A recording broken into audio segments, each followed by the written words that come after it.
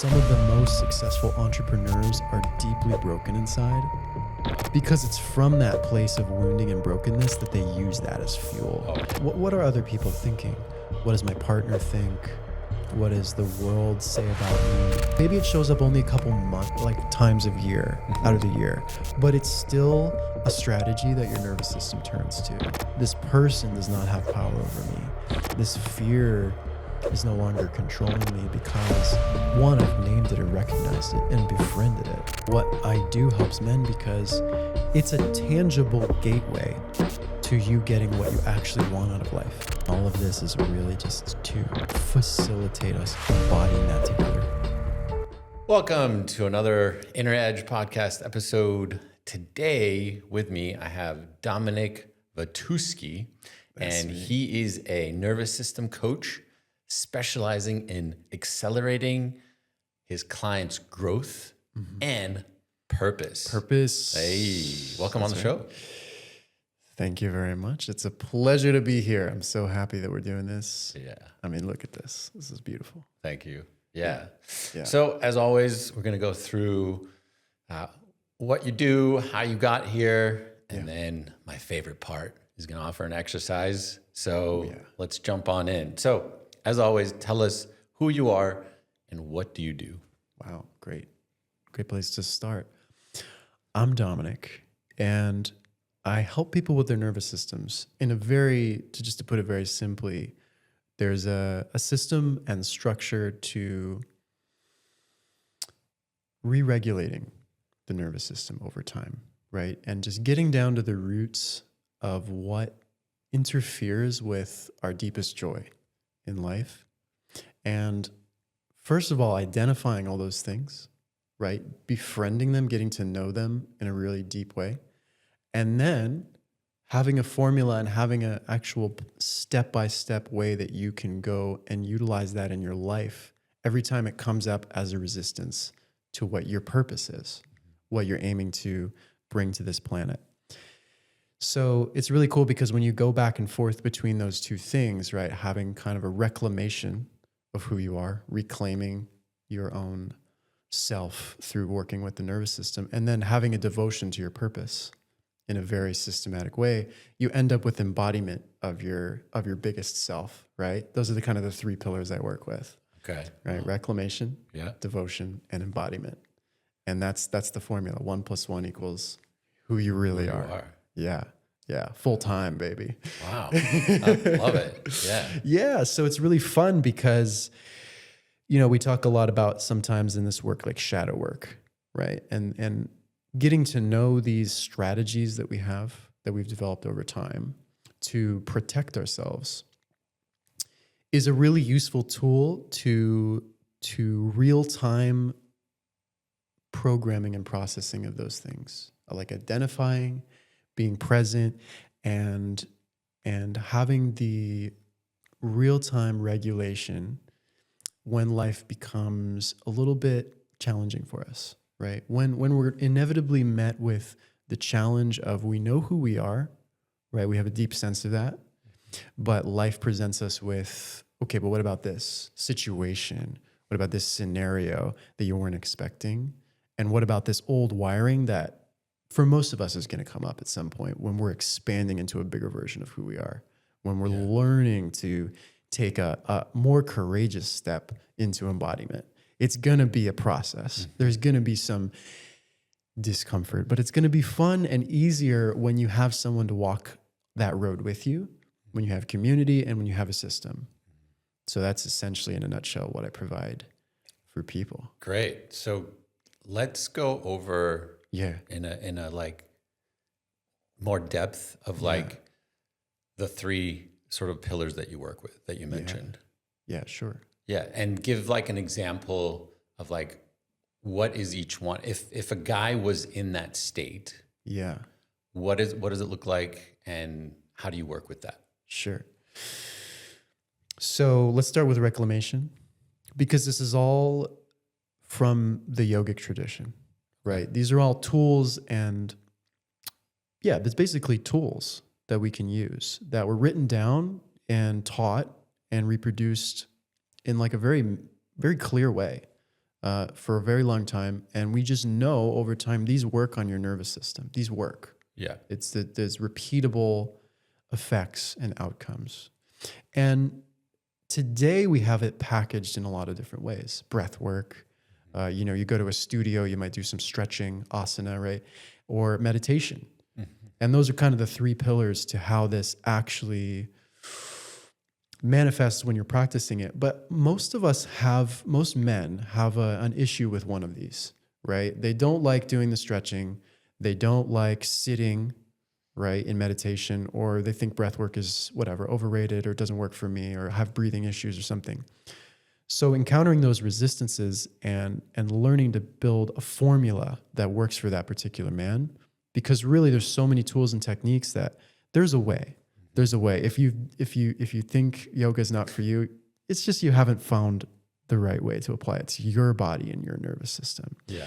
So just, for example, a person who has a lot of trouble quieting their mind, which most people I've talked to when I talk about meditation, they're like, I don't want to just sit there and think about my problems. That doesn't help me. Totally. And you're kind of right. Like, thinking about your problems is not going to produce the outcome you want. But if you combine it with what's getting in the way, which is really you're slightly dysregulated. If you're sitting there and you're just like, mind is racing, you're probably in a little bit of a blended state in your nervous system of fight or flight, right? There's a lot going on. And I'm excited because later we're going to go over some breathing exercises that are going to help you start off and actually do meditation the real way. Because, the Yoga Sutras and a lot of these manuals, because they're really just kind of manuals for how to do this right, they're very clear in that you need to start this out from a regulated place to really understand what meditation is and to really get the impact, the real felt presence of its benefits. Yeah. So one way we would do that is a simple breathing pattern that calms down the nervous system before you even sit down and think, I'm going to quiet my mind. Yeah. Because the breathing pattern is going to regulate you, and that is going to slow down your mind. It does work on specific parts of your brain that send cues to the whole nervous system that you're safe. Right? Even just a simple one like this, like taking an inhale for 3 through your nose and then exhaling for 6 out of your mouth, and especially making a sound, signals to your vagus nerve that you're safe. Because generally, if you're going, you're not running from a tiger in nature. You're like, you're all right. Yeah. Okay. You're chill mode. You're chill mode. So like reclamation, you ask for examples. That pillar for men is all about, why am I chronically dysregulated? And what's the clear, simple format that I can plug into my life so that a reasonable amount of time is committed just to being with yourself, just to being in a state of peace, just to being in a state of regulation and like selfhood.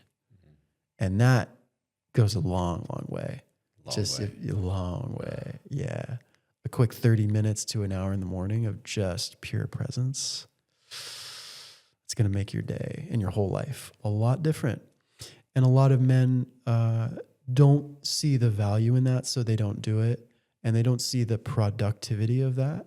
So it's, how can I optimize my morning routine? I got to get up, cold plunge, go to the gym, get my caffeine, get my protein, whatever. Like there's a lot of ways that we chronically avoid in our culture just being with ourselves.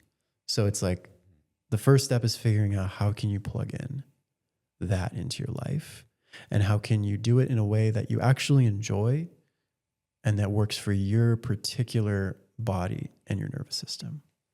Right? Yeah. I love what you said. Like, you actually use the words of doing, right? They're constantly doing, like they get up and the cold plunge and the taking action. And then you said being with themselves. Yeah. Like, how many guys do you know that we know that being, just like you said, waking up and just being present with themselves is such a hard thing. Yeah.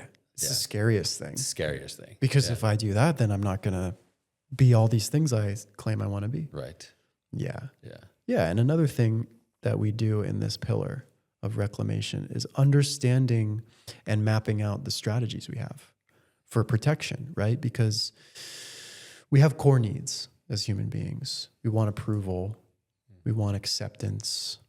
We want, and a lot of these secondary needs or behaviors that we have in our lives come back to being appreciated, being approved of, and being accepted, because these are our like basic survival needs as human beings. We need community, and we need some kind of like social relevance or acceptance, right?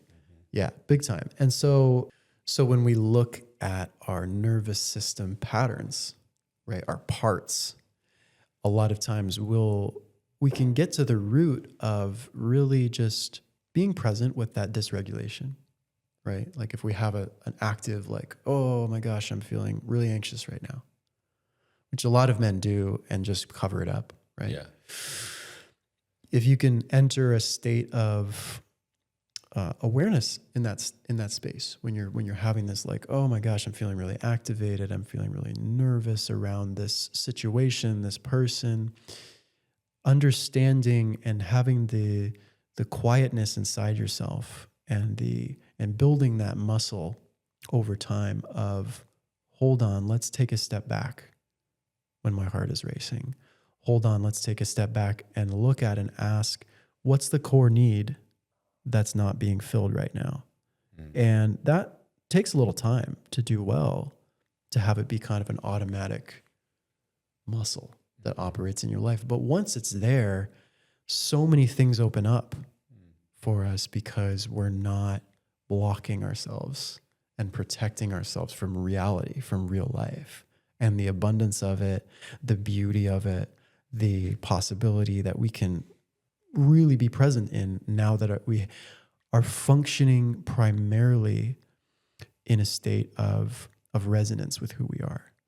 And like scientifically, we might call that ventral vagal, right? This kind of top of the polyvagal ladder. Mm-hmm. And then if we're in this more rapid anxious state, that's a one step lower on the rung of the ladder.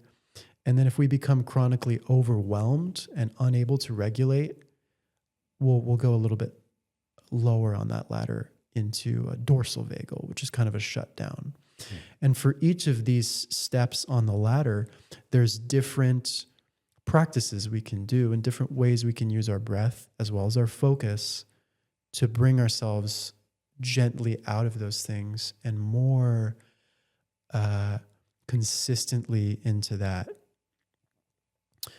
relaxed ventral vagal, who am I really, but in an embodied way over time. Amazing. Yeah. Woo. Yeah. And so this is all reclamation, just reclamation's part. Yeah, there's a lot to it. There's a lot to it. But then once you have that pretty dialed in, right, you make a practice of that, it's inevitable that we'll confront, well, what do I want to do with all this? Because we are being and doing as human beings, right? So once we have reached this kind of deep sense of reclaiming and knowing who we are, it's time to put that into service, right? And this question of what is my purpose is one that we generally have a sense of, like, what we're passionate about in life. But oftentimes it's challenging for men, especially to reconcile the masks that we wear, right? These strategies that we use to get what we want in the societal world with this sense, this like felt presence of who we really are. Mm. Like, how do we connect those dots? Yeah. And so devotion it's a discipline of, I am going to design my life in a way where my needs are met, and I'm not like doing this crazy, jump into purpose that feels reckless and unsafe, but I'm gradually over time, I have a clear sense of how I'm existing in time in a way that's peaceful for me, in a way that like I deeply accept myself because I'm actually serving. Right? I'm not just sitting on a mountaintop and breathing deeply. I'm going out into the world. Like I can see the tangible results of how I'm working with people. So devotion is really cool because we're just able to see results, right?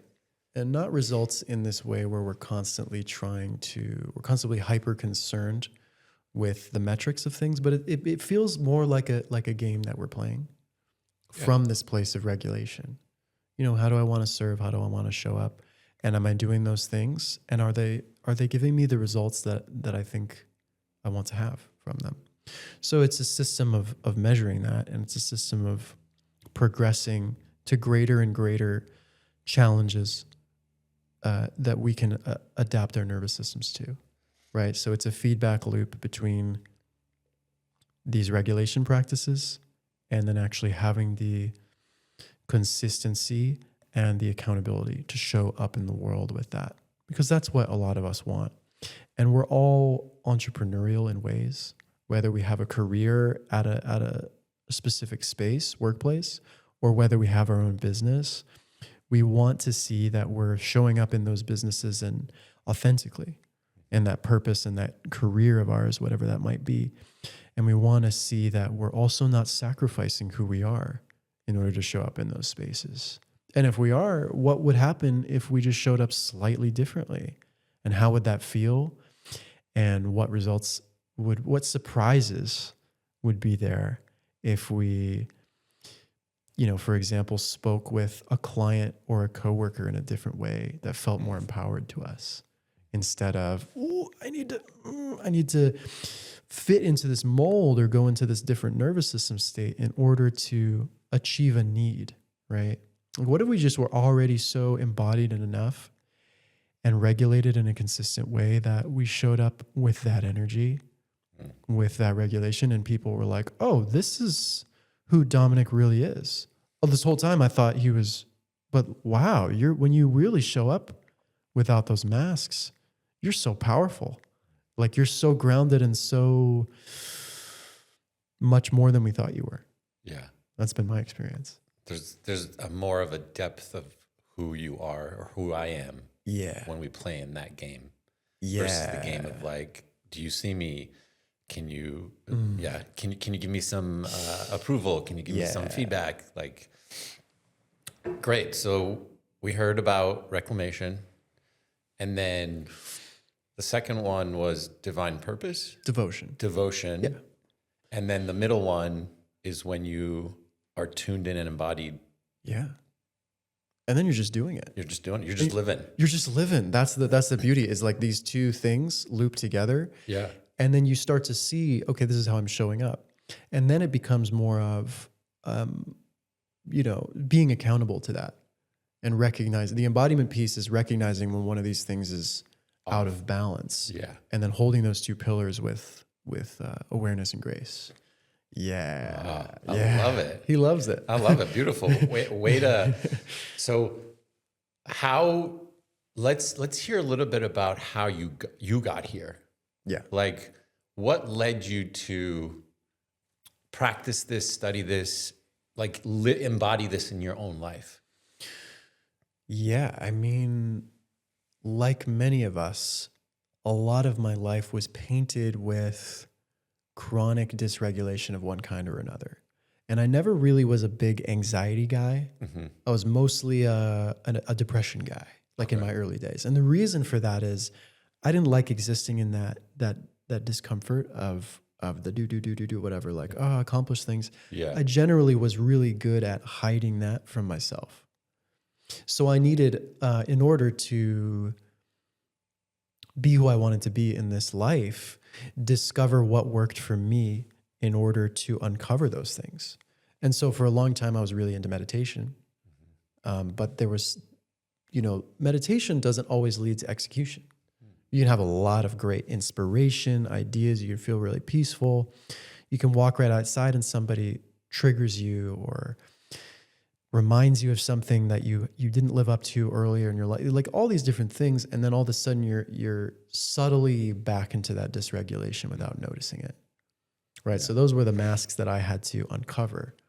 And so it came from then learning parts work and then learning about the nervous system and studying a little bit more of my own psychology in real time, not thinking about it, but like walking and moving through the world and noticing, because that's another kind of meditation, right? Is actually just being present and embodied throughout your day and then marking every time like, I self-abandoned there just a little bit, or like, ooh, that didn't feel good in my body. Yeah. Like I made a little sacrifice there. That helped me a lot to overcome and then realize that I can be safe in that tension space of discomfort of like nervous system activation or anxiety. And I noticed as I started to do those, actually experiencing anxiety for the first time in my life and not realizing that that had just been stored, right? So what are the tools that we can use to like, get that sympathetic energy expressed in a healthy way, right? And like I started kickboxing, I started doing more like dance, I started even bringing that into my music or my voice. But there's a lot of different ways and everybody's got a unique way that works for them. So I discovered, what do I need to do when that is bubbling up, when I've come across something that has been stored for years and then just wants to come out, and then showing myself, my body, my nervous system over time, how rewarding of a process that is, how blissful and pleasant that can be. The more we do it, the more we lean into it, and that almost always the reward is over time in your life, more peace and pleasure and bliss and success. And yeah, that's what it's done for me. And then I also realized this is branded very esoterically a lot of times, right? Like the Yoga Sutras, the Shiva Samhita, like all these things where I get these actual exercises from and deeply study them, they don't appeal to most people, right? As just like a conversation in a cafe, right? Unless you're already you already have context for it and you're already interested in it. So for other people, you package it and language it in a different way. And usually that's the nervous system, which is a great modern way of expressing what's really going on here. And so that brought me more into, okay, I'm going to become a breathwork teacher, become a yoga instructor. I'm going to start working one-on-one with people. But over time, that process coached me by showing me that there's so many different languages and understandings and resistances to all this that it needs to operate in a system where everyone can understand it, where all men can be like, oh, yeah, I know what you're talking about. When you in my mind, there's all these languages and concepts for it, but everybody has a body and nervous system. Everybody has breath. Everybody has, tension. So like, what are the bridges from our mind and getting out of our mind and getting into our body? What are the cue points that we can use to understand that? And then also, how can I show up in my life and serve in a bigger and bigger way? And that's been a big, humbling process of learning how to be more devoted, learning how to be more disciplined, because that's the sweet spot where I've become more embodied. Yeah. And so everything that I work on with other people, I've lived it myself. And I've seen that it works for me and it works for them and it works for people with all different kinds of dysregulation and all different kinds of belief systems, right? So, great. So you mentioned some of the challenges that you had to come through, one of them being depression. Yeah. For the guys out there, can you give some more with the people that you potentially work with yourself? Like, what are some of the other things that you've seen or pitfalls that guys might be going through that they're like, well, maybe depression isn't their thing. What other things are there that they can be like, oh man, yeah, that's me? Distraction, addiction, right? And what I mean is like, it's not necessarily like you have an overwhelming addiction to alcohol or something like that, or pornography. Like a lot of times these things just operate in this low level of chronic but there's still crutches. There's still Achilles heels, right? Like maybe it shows up only a couple times of year out of the year, but it's still a strategy that your nervous system turns to. Yeah. And like maybe it's the occasional night where you go out and someone's like, oh, let's go drinking. And then the next time you wake up and you're like, wow, I just don't really feel like myself. Yeah. Right. Or, you're generally pretty locked in, but then you have a night and you just get really drawn in by someone you're attracted to. Yeah. And you get really triggered and like you just all of a sudden self-abandon again. Yeah. Or you turn to some fantasy or, and it brings us out of ourselves. And so for me, like the finer levels of these things, of this game of like really being authentically who you are, is learning how to cut that out and how much power comes back to you when you actually confront those things with courage and re-regulate. You're like, oh, this thing does not have power over me anymore. This person does not have power over me. This fear is no longer controlling me because one, I've named it and recognized it and befriended it. Yeah. Right. And really just made a practice of knowing it. And it's also much simpler than I thought it was. I thought I needed to achieve this grandiose thing or end up dating this certain person or end up, whatever the need is. And then I realized it all comes back to acceptance, approval, appreciation, and then the following strategies that stem out from those. Right. Yeah. Yeah. For me, the thing that I've struggled with the most is smoking. Oh yeah. Been there. Yeah. It's either smoking or vaping. Yeah. And like, there's moments where I won't touch it for like months. Actually, last year I didn't touch it. And then this year, for some reason, I, went through this like trigger moment and I felt this like, oh, well, what's the big deal? I'll just, I'll vape once or twice. Yeah. And then here I am like, yeah, exactly. Coughing and smoking and then needing to recognize what you said about, for me, it's self-love or worthiness, right? So appreciation, acceptance of self. Yeah. And that's what I have to go through, where it's just like, do I love myself enough? Yeah. Do I respect myself enough? Yeah. Do I respect my body enough to be like, I don't want to do this. I don't need this, and put it aside. And that's a practice. It's a practice. Man, smoking is so hard for so many people, and I've had my struggles with it as well. And one of the things that is most helpful, like statistically, it's a very hard addiction to beat, right? For the long run, it'd be easy to give it up for a month or a week or like 6 months, and then it just one of those things that sneaks back in. Yeah. And you said this thing was really powerful, which is, do I love myself enough? Right. And that's what all of this is about, is like uncovering these tiny places where we don't really love in our behavior and in our actions. We're telling ourselves that we don't really love ourselves in that action of like this, taking in this toxin. And the statistically strongest strategy for overcoming smoking addiction is hypnosis, but it's a very specific hypnosis where once you're in that tender, place with your deep mind, your subconscious, you imagine that you are a baby. And you see that every time you smoke, you're giving that smoke to a baby. Which is how precious and tender your body tissue is, right? Yeah. And so if you would give it to yourself as an adult, you're saying that you would give it to yourself as this tender, precious baby. And that really helps.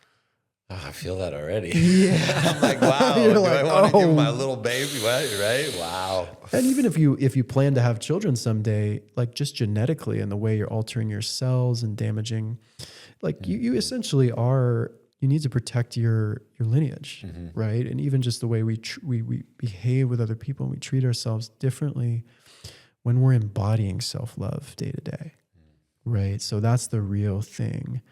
And oftentimes, for me, it's not been how much more embodied and how pleasant and how beautiful will it be once I give up these things, but how much does it hurt when I actually do these things? Right. Like be in touch with the pain of that, because pain is more motivating than pleasure most of the time. Yeah. So if you can really see the cause effect relationship between the choices we make that signal a lack of self-love and the actual consequences of these things, we'll stop feeling like we need to rebel and do these things.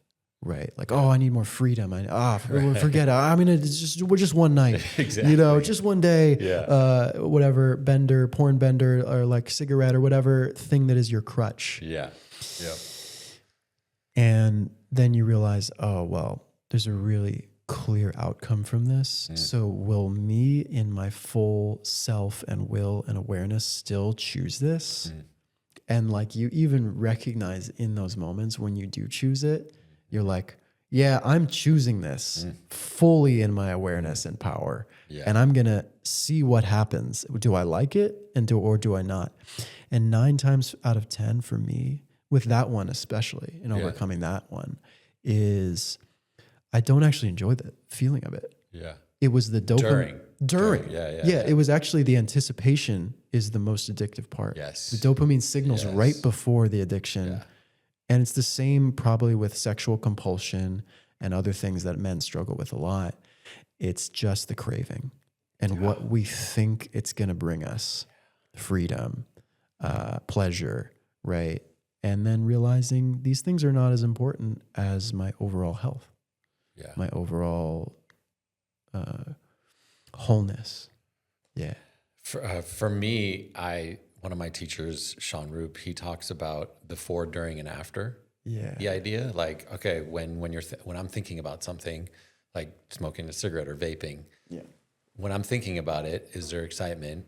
For me, absolutely. Totally. I'm like, oh, that'd be so nice. Yeah. During, absolutely. I love fucking. Oh yeah. Right. The smoke that goes through my lungs, I'm like really enjoying it.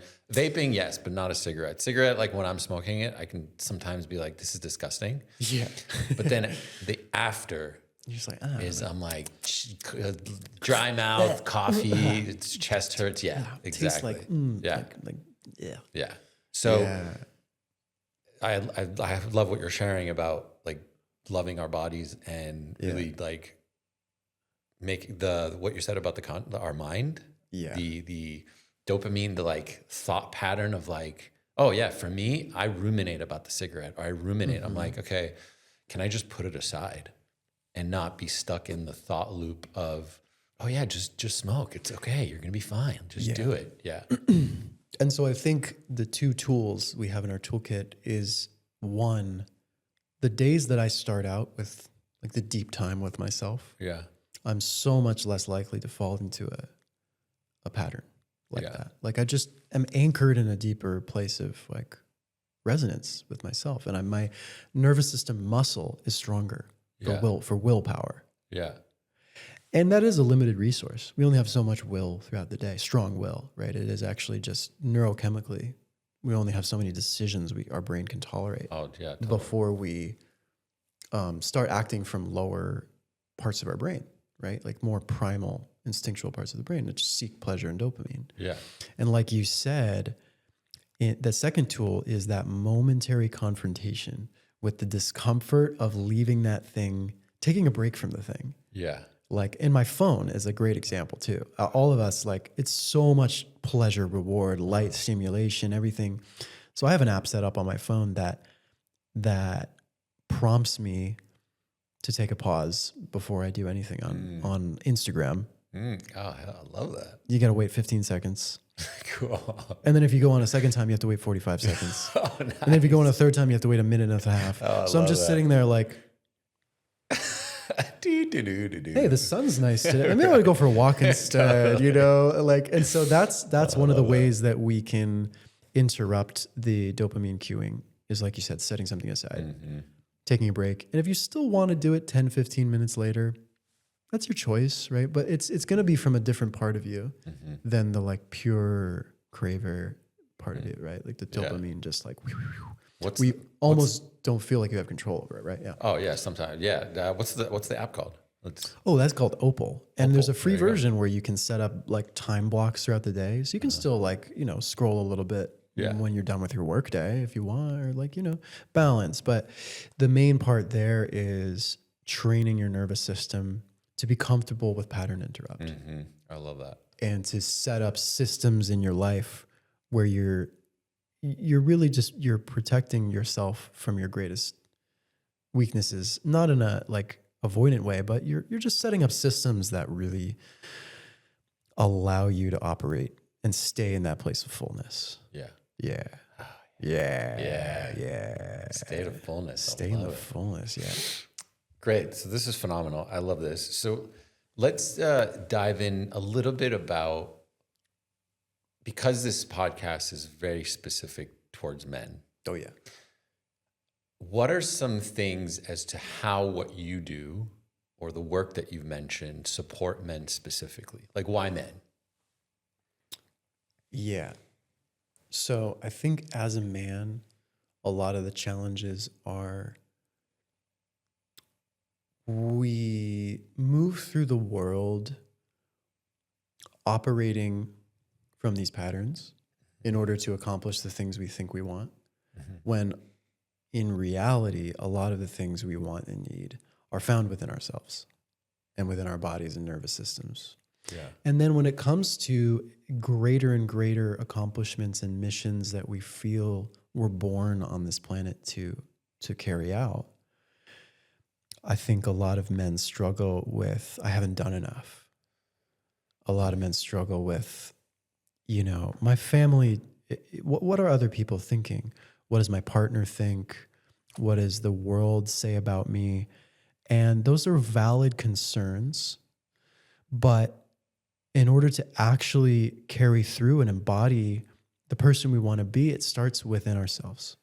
It starts with knowing ourselves, and it starts with having the clarity to do those things for ourselves, not for other people.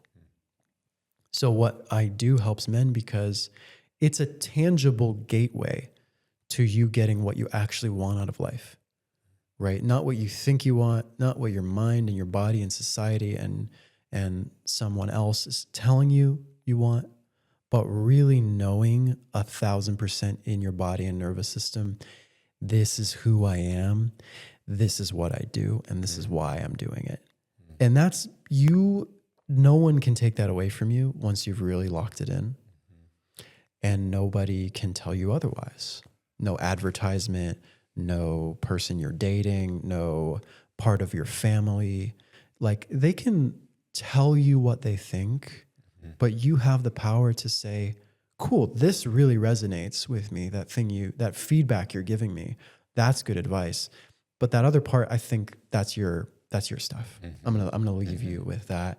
So why does this help men so much? It helps them drop their defenses and their masks, and it helps them fulfill their mission in a way where they're actually going to be happy with who they are at the end of the day. Yeah. It's like, I was listening to Alex Hermosi or someone talking on a podcast the other day, and they were saying, like, some of the most successful entrepreneurs are deeply broken inside. Wow. Because it's from that place of wounding and brokenness that they use that as fuel to be obsessed and just be working, animalistic. And it's okay if you want to have that kind of work ethic. And the reason I say that is because at the end of the day, success and money and power and all these things that you can work towards, they just are what they are. They're not good or bad. What matters most at the end of the day is, are you happy with who you are on the inside? And do I know myself well enough to actually enjoy all the things I've created for myself? I have this beautiful home. I have this beautiful, fulfilling social circle. I have a beautiful partner. I have it's like, but a lot of us as men, especially, it's not good enough. I can do better. Right. We have those voices because our culture plants them very young. And usually it's like, it comes down to 2 or 3 people in our life. Like, if we really just listen and ask ourselves, whose voice is that? Oh, that's Dad. Oh, that's Uncle Jimmy. That's Tony. That's like, whatever. Yeah. That's the girl I had a crush on in 3rd grade. Yeah. Right. Like, what is that really? And it's not me. Yeah. And like, knowing that deeply empowers us to be okay with, like, deeply okay with and deeply in love with just us as we are today. That's hard. Yeah. That's harder than we Yeah. give it credit for. Oh yeah, a lot of that's practice. You look in the mirror, fixing this thing. Oh, I could go to the gym today. No. You right here, right now. Yeah. No modifications. Like, what if you got injured and you could never go to the gym again? Yeah. Or like, what if you lost your hair all of a sudden? Like all these things that we attach to, these are who I am. They're not. Like it's deeper than that. Yeah. Who are you really? And is that where you lead from in your life? Because if you lead from that place, people will see you as a leader too. If you have self-leadership, it's tangible and people want to work with you. People want to follow that energy and people want to share that valuable resource with you of their time and energy if they see that you're self-led. Yeah. So for me, having started this sort of like journey of this podcast and men's community thing. Yeah. I don't actually know where it's going. I don't know if it's going to go anywhere. Cool. Yeah. Right. And it's just sort of like what you're mentioning. It's just this inner inspiration of like, great, this is what I'm doing right now. Yeah. I don't know if it's going to lead me anywhere. I don't know if it's going to be quote unquote successful. I don't know if it's going to generate any money. Yet there's some impulse within me that's desiring to do this. Yeah. For whatever reason, I'm being called in this direction at this moment. Yeah. And it feels very, very like, I don't even know how to say it. It's not, I wouldn't say exciting. I would say there's just this element of like, I'm doing this. Yeah. And I'm doing what I want to do. Yes, exactly. I've wanted to do this for 10, 15 years. Right, totally. And you thought about it and now you're actually doing it. You're embodied. Yes. Yes. On your mission. Yeah. That's powerful. Yeah. Yeah, that's really powerful. Yeah. And it's fun. It's fun. It's fun. There's joy in it. Joy, yes. And the other thing is you said something key, which is, I don't know if it'll make money. I don't know if it'll bring these XYZ things. And that's great because not being attached to those things is what's going to keep you in it for the long haul. Because some months it might be a flop or it might not get views. But then the next month you might get 100,000 views and be like, yeah, I'm so glad I stuck to it. Yeah. And like whether we're entrepreneurs or whether we're just working on what we know we're best at in life, always life gives us that current of this worked, this didn't. Yeah. Or this is working, but it's just going to take a little more time. And the only way we can succeed is if we know ourselves. Otherwise, we'll just abandon it. We'll be like, well, this clearly isn't me. Right. Because I'm not getting what I want out of it right now.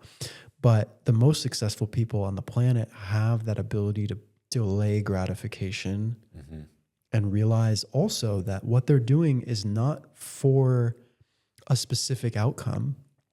And even if it is, you're not attached to the outcome. Yeah. You might get exactly what you want. And then wow, it blew up. Oh my God, I built a men's community. And like, it's so cool because you accomplished your dream. Yeah. And life might have some dream for you that's better than you thought. Ooh. Yeah, buddy. Yeah, buddy. Oh, yeah, awesome. If you just change this one little thing. And we're always forced into that. Not forced, but like we're always strongly encouraged by life to change those one or two things that we've been missing the whole time. Yeah. And then something clicks and it's like, oh, okay, I didn't have to try so hard at this thing. I just needed to be consistent. Yeah. Yeah. Oh. I resonate with you because a lot of my endeavors have not gone how I planned them to. I start with this mission. I build the system. I'm like, okay, cool. We're ready to hit it. And then we go and we do and do and do. And then it's like, oh my gosh, this is not working. Right. This is not what I thought it was.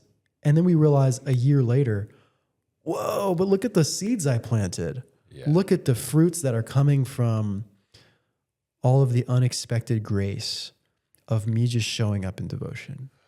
Yeah.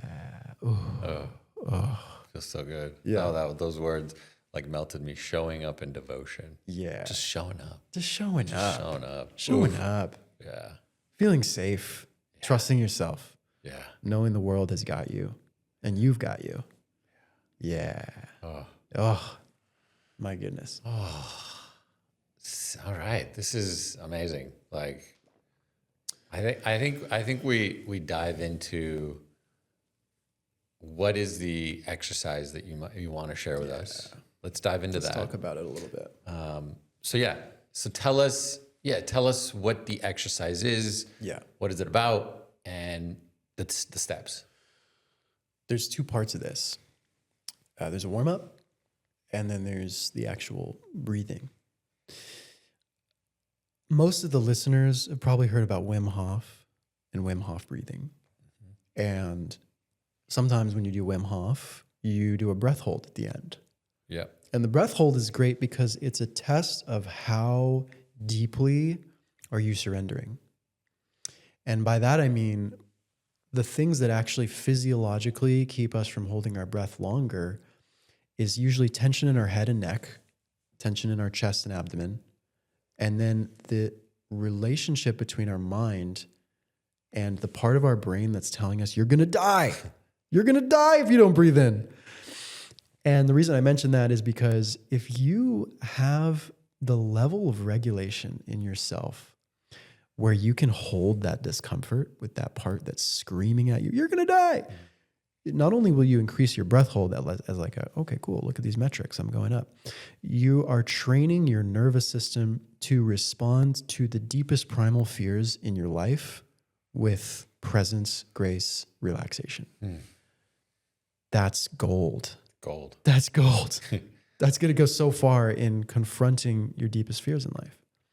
So this is a breathing technique where, first of all, we're going to do a little bit of stimulation and relaxation of the abdomen, because that's where a lot of us, especially men who do a lot of sit-ups, work really hard in the gym, there's a lot of core tension.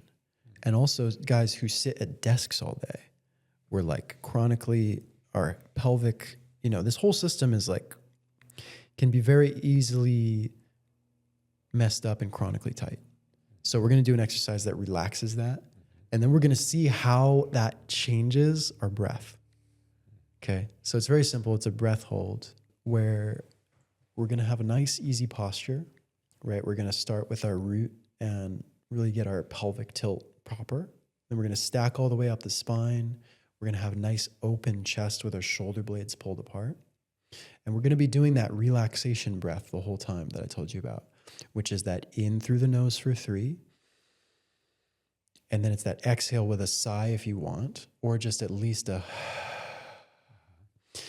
consistently signaling to the body that you're safe. And we're going to do 3 rounds of that, and then we're going to do a breath hold. We're going to do it over and over again. So it's going to be 3 rounds of relaxation and then a breath hold. And when you're doing the breath hold, you want to exhale everything out. This is an empty breath hold. So you're going to be like,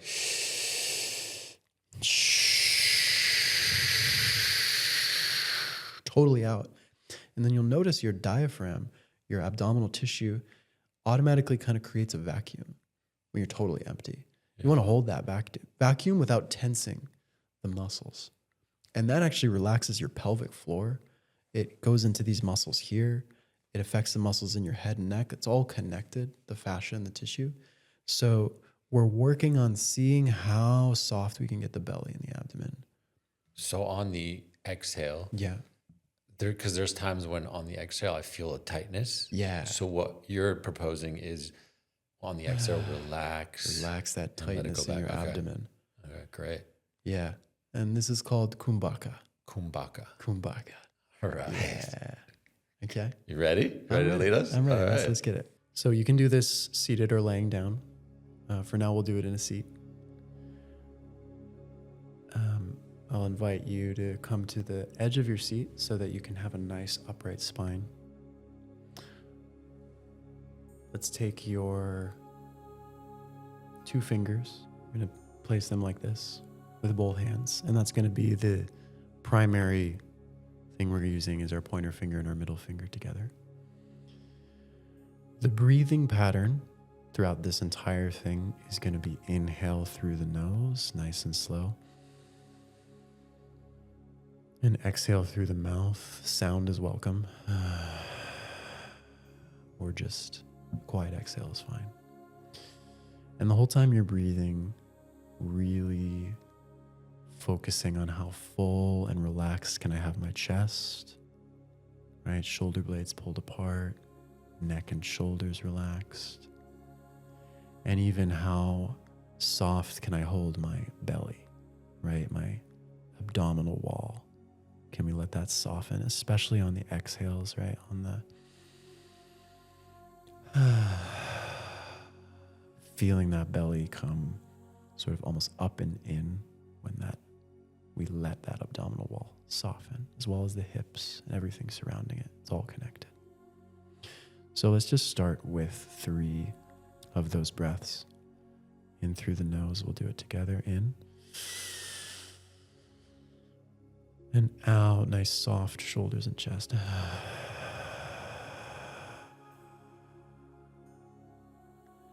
Very good. Nice upright posture. In again through the nose.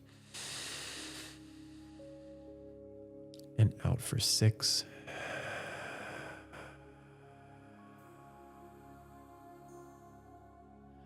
One more time, even more relaxed. In. And softly out. Really nice. You keep that going at your own pace. And we take both of these fingers, right, both hands, and with a nice upright posture, but keeping the abdomen as soft as you can, take the 2 fingers on both hands and press them right into the center, like your solar plexus, right between where the rib cage, where the tops of the rib cage meet. And while you're breathing, at that slow, relaxing pattern, press both of the fingers deep into that solar plexus. And it's all right if there's discomfort. It's all right if you feel that tension. Just breathe into it. We're holding that pressure and seeing if we can press just a little bit deeper, just 10 to 15% deeper into our tolerance level for the discomfort.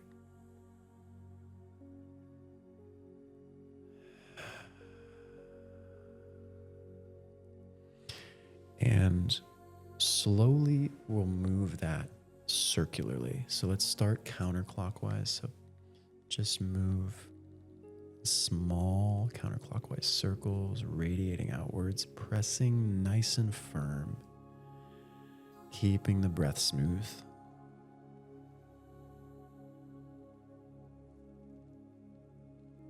Okay.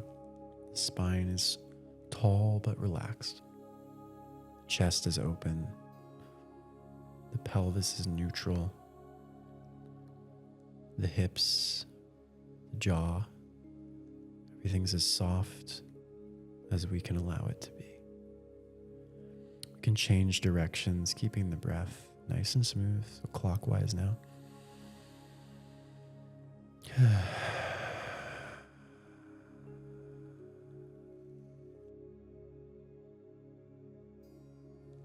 Very good. Yeah.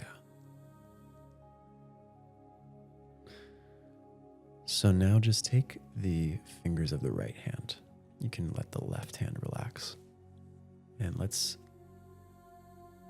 open up the rib cage. So we're going to go down the left wing of the rib cage, the left side of the body. So keep that pressure in the center of the solar plexus. And digging and pressing underneath the rib cage as deeply as we can into that tissue.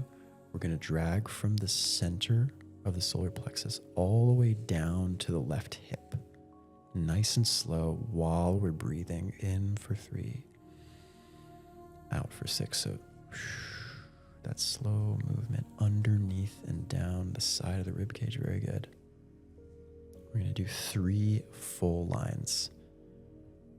Nice and slow. Go ahead and do a second one. Pressing deep into the solar plexus underneath those ribs. Yeah. This is much better doing laying down so your full body can relax, but all that tension and pressure deserves your attention. This is where we hold a lot of our defenses stored physiologically right here. So at the bottom of that final stroke down, we'll come back up to the center. We're going to switch hands. Let the right hand relax. Take your left pointer finger and middle finger. Same thing. We're using it. Slowly take it from the center all the way down to the bottom of the right hip. Getting all those tissues. Right. 3 times.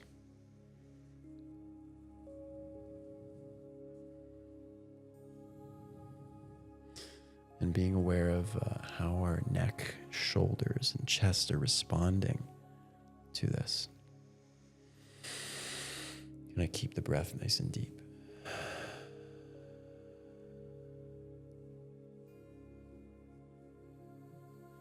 And then on the end of that last 3rd time through, bring in both of the fingers back to the center. Now this time we're going to go downwards all the way past the belly button. So press nice and deep. Just bring it down that center line of the body. All the way past the belly button 3 times.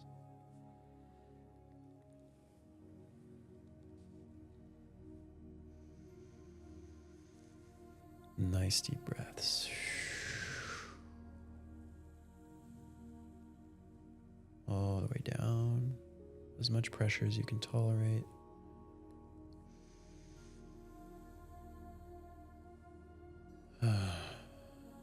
Really nice breathing.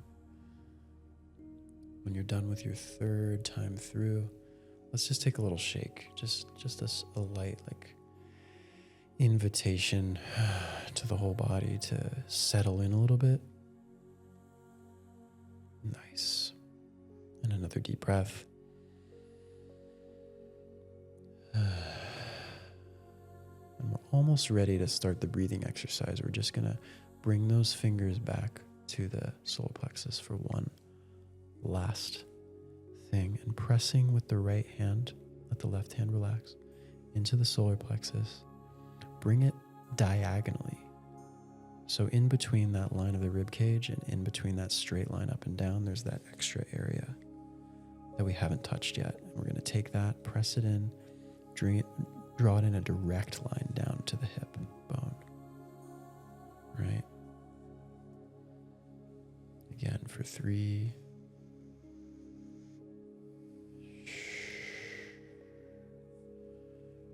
3 full, slow lines, stimulating the tissue, inviting it to relax.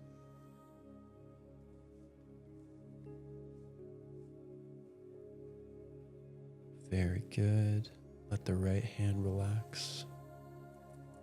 We're going to do our right side of the body with the left hand. So deep breath in. Press into the solar plexus. Slow diagonal line between the midline and the rib cage. That diagonal line directly down to the hip. Feeling all that tissue. It's connected to the whole body. Okay. And slowly finishing that last round. Give yourself a breath or 2 to settle in and just feel and witness the impact of working with all of the protection that lives in our hips, our pelvic floor, our chest, our abdomen, and our diaphragm. And acknowledging the extra space we've just cultivated. Very good.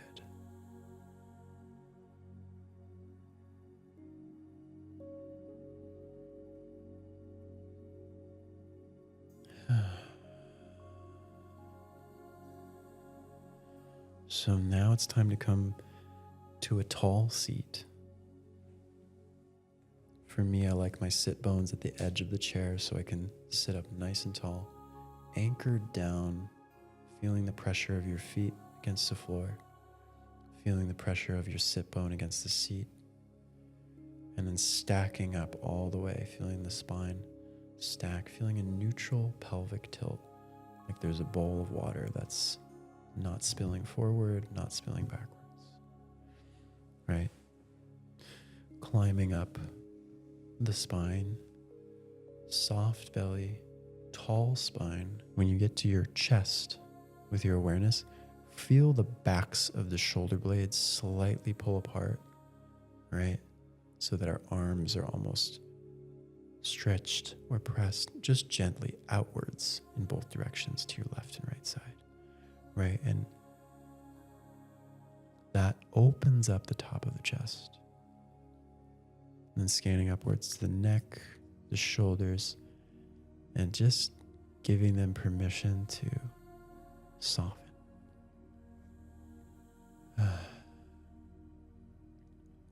Take your finger, gently touch your forehead between the eyebrows. Just rub that area a little bit. This is your focus point. Especially at the end of the breath holds, we're going to triple the attention on that spot.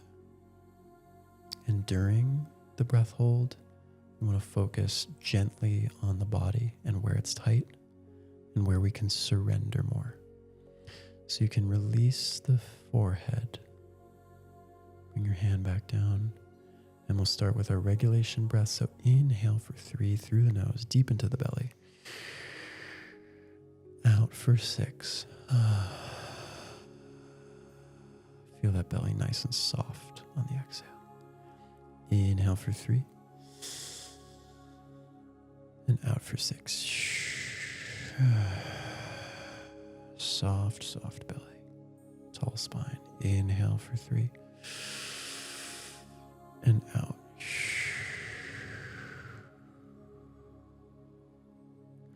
One more deep, deep inhale. Fill up the belly and chest all the way. And then breathe everything out. You're welcome to fold forward if it helps you. Exhale all the way. Really let all those last bits of air come out. Coming back up nice and tall. Feel that slight gentle vacuum of the abdomen. We're holding only for 5 here. 5, 3, 2, 1. Inhale slowly. The attention is on the forehead. And hold the attention there on a full breath.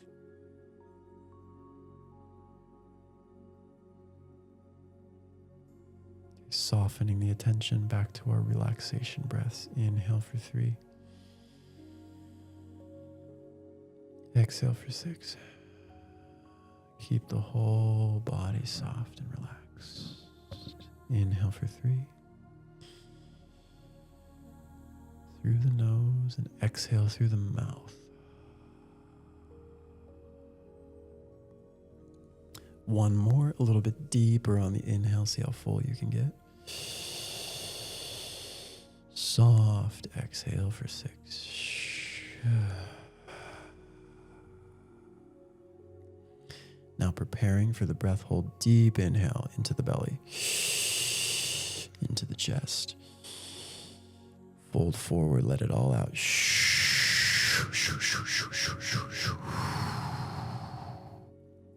The belly softens. You're holding this void nice and tall.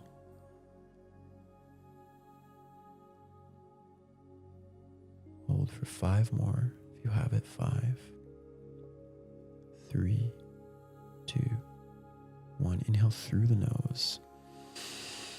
Focusing on the forehead. Holding the focus there.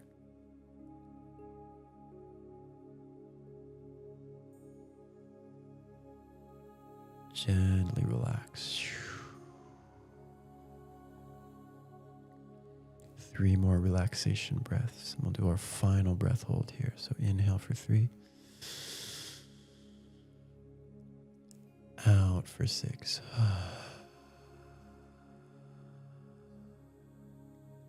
In for 3.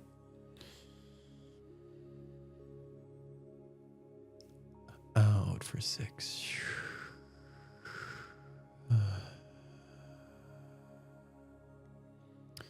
little bit deeper on the third one. Inhale.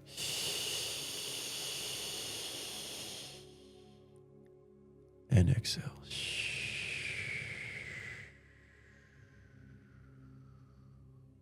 Preparation breath. See how full you can get in your belly and all the way to the top of your chest. Fold forward. Breathe it all out through the mouth.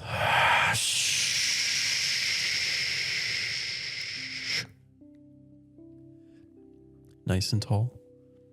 Hold that emptiness, that soft belly. 10 more seconds. 10.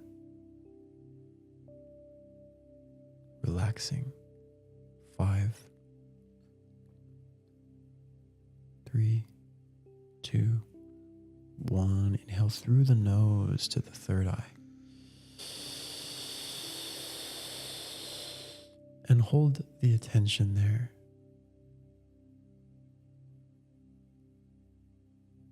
Soft body. Soft mind. Firm attention and will. Relax. Breathe at ease.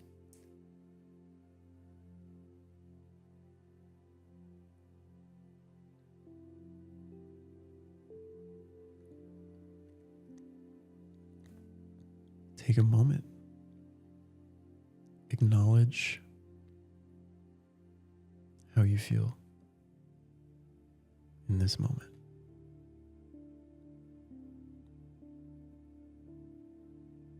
Remember what you came into this practice with, and know what you are walking away with.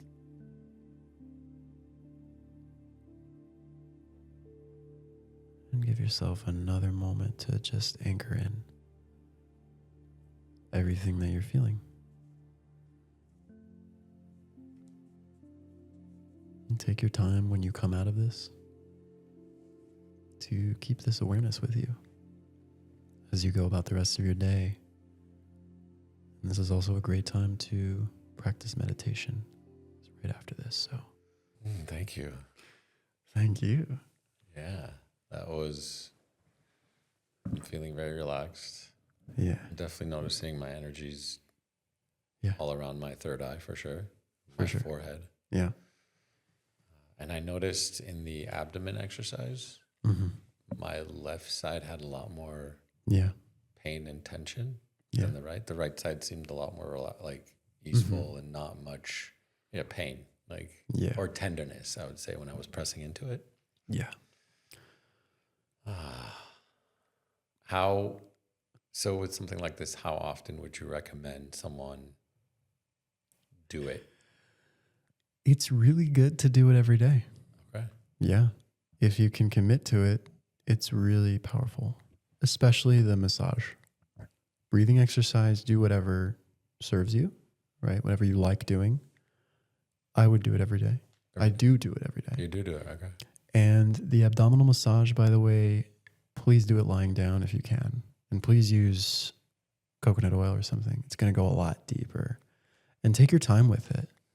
Don't feel like you need to rush to just do the steps that I used. Like, explore it for yourself so that you can really sink into what relaxation and release feels like for you. And you said that you noticed more activity and energy up here.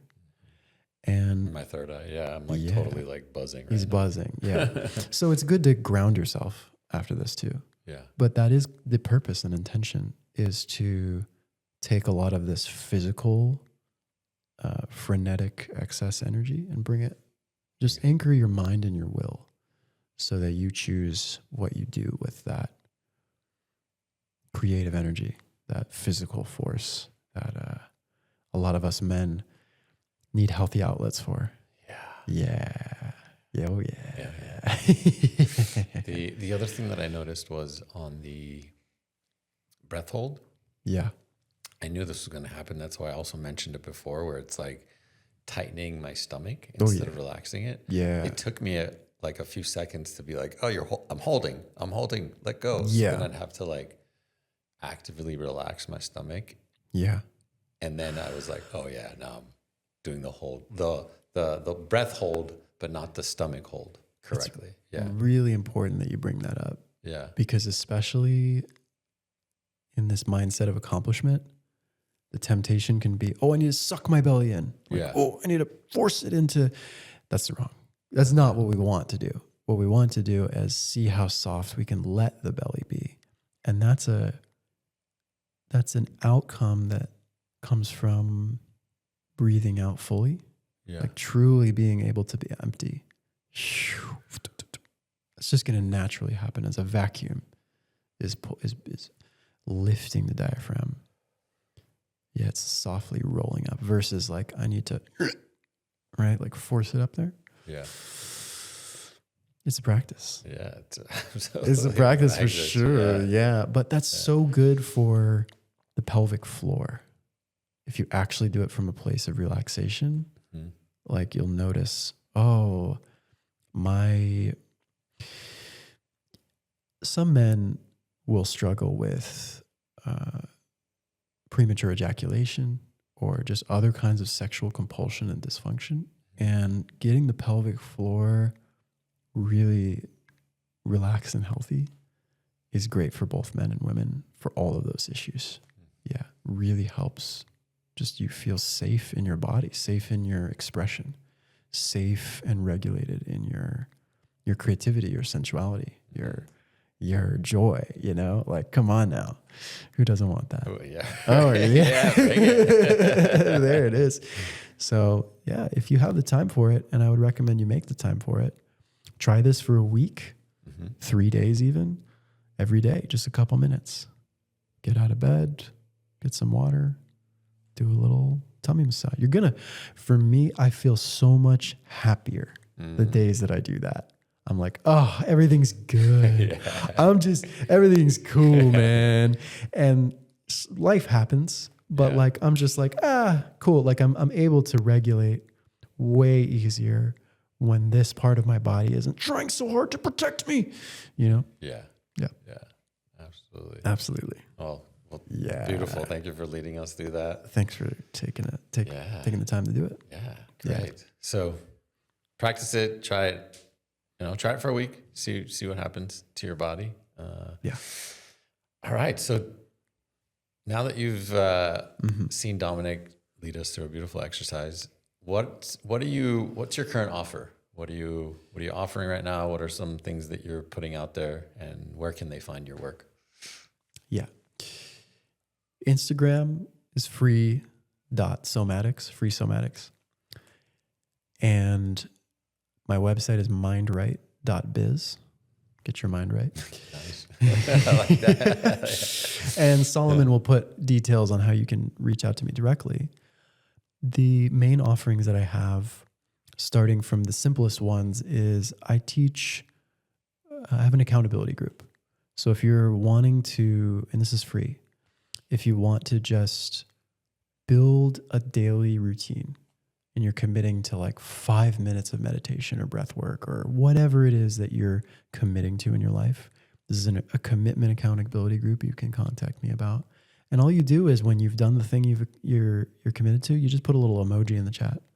And you see everybody, oh, wow, 6 emoji, like everybody else is doing their thing. So happy. And you reward them, you celebrate them, you react like, oh, cool. Yeah, great job. But this just helps us build a deeper sense of rhythm into our lives with the things that we know benefit us, whether that's meditation, breath work, exercise. It could be anything, but it's a focus on like a daily practice of some sort. Yeah.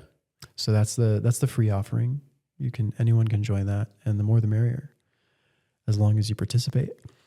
And then the second offering it's a deep dive on the diaphragm and breathing, right? Breathing science, right? So it's meant to be for people who have always struggled with having a meditation practice or a breathwork practice that actually works for them. It's learning the science of your diaphragm. It's learning how to do what we just did a lot better. Okay. And it's a real deep dive on that. And it's 6 weeks. 6 weeks container with me and other men. And that runs throughout the year. in 6-week segments. So you can contact me if you're interested in that. And then there's the bigger coaching offering, which is 3 months. And that's the deep dive into all those pillars that we were talking about on the podcast. Yeah. That's a full deep dive into your nervous system, a full deep dive into purpose and how to regulate between those two. Yeah. And then accountability on how you're carrying that out in the embodied way. That's 3 months. All right. Yeah. Great. Yeah. So these are all going to be in the description. So Yeah. no need to worry about where it is, but we'll drop all that in and you can find them. And what's the free offering? Is that on WhatsApp or is it a different platform? It's WhatsApp. on WhatsApp. Okay. Easy. Great. Awesome. Well, you're going to see Dominic on the Inner Edge men's community as well, doing something a little longer and having a Q&A with him so he can answer some questions that you might have as to like, how does this work? And X, Y, Z, or maybe you've tried it and you're like, hey, I have some questions. Like I tried it and X, Y, Z, A, B, C. Yeah. And so he'll be in the community. We'll check him out to see what he's going to offer in there. Check it out. Yeah. Check it out. All right. Have some fun with it. Let's final remarks. What's something you want to leave with the men? Final remarks. All of this, the whole point of all of this is so we can enjoy the gift of being who we already are. And no matter how you get there, that's my prayer for the world and for men right now, is that we all sink so deeply into the gift of who we are that the world gets better, that we feel more peace and we bring more peace to this planet just by being who we already are and being in touch with that. And all of this is really just to facilitate us embodying that together. Yeah. In the spirit of service. Yeah. Thank you so Thanks much. for listening. Thanks for listening. Thanks for joining. See you guys later.